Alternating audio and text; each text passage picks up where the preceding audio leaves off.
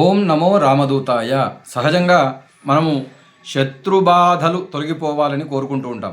శత్రుబాధలు అంటే అంతఃశత్రువులు, బహిఃశత్రువులు అని రెండు రకాలుగా ఉంటారు. బహిঃశత్రువులు అంటే మనతో ఎవరైనా గొడవపడి లేదా మనల్ని ఇబ్బంది పెట్టి లేదా మన ద్వారా ఇబ్బంది పడ్డ వాళ్ళు ఎవరైనా మన మీద ద్వేషం పెంచుకుంటే వారిని బహిఃశత్రువులుగా మనం పిలుస్తూ ఉంటాం. మరి అంతఃశత్రువులు అంటే మన లోపల ఉండేటువంటి వారు.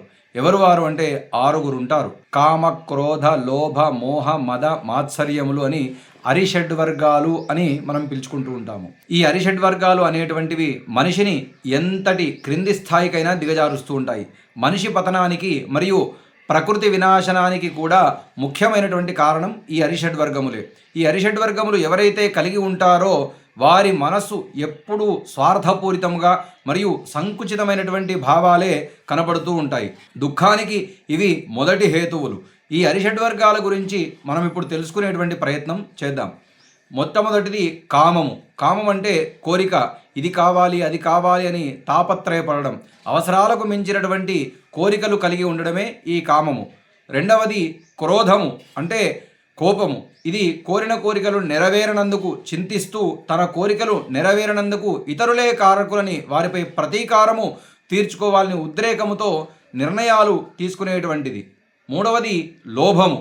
లోభం అంటే కోరికతో తాను సంపాదించుకున్నది పొందినది తనకే కావాలి, పూచిక పుల్ల కూడా అందులో నుండి ఇతరులకి చెందకూడదు అనేటువంటి ఆలోచన చేత దాన ధర్మాలు, ధర్మకార్యాలు చేయకుండా స్వార్థముగా బ్రతకడం. నాలుగవది మోహం. తాను కోరినది ఖచ్చితంగా తనకే కావాలి అని, ఇతరులు పొందకూడదు అని అతి వ్యామోహము కలిగి ఉండడం. తాను కోరినది ఇతరులు పొందితే భరించలేకుండా ఉండడము.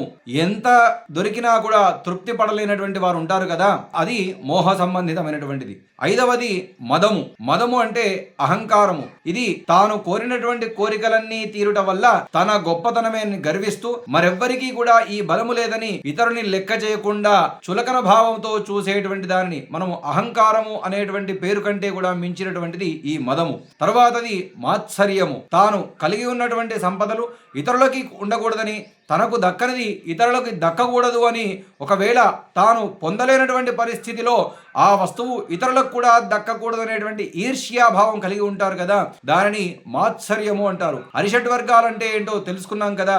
వీటిని మనము అదుపులో ఉంచితేనే మనము అనుకున్నటువంటి స్థాయికి మనం చేరుతాము.